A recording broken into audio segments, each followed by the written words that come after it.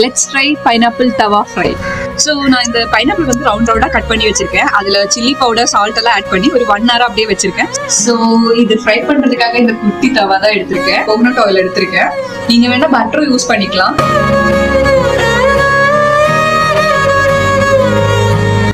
So இந்த pineapple அதில் போட்டுடலாம்.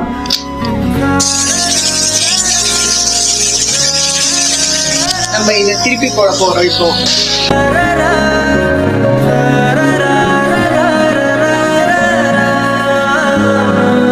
பண்ணதுனால ரொம்ப சூடா இருக்கு. கொஞ்சம் ட்ரை பண்ணலாம்.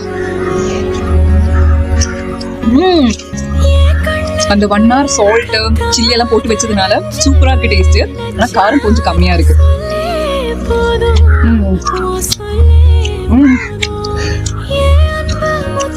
நீங்களும் வீட்டில் ட்ரை பண்ணி பாருங்க.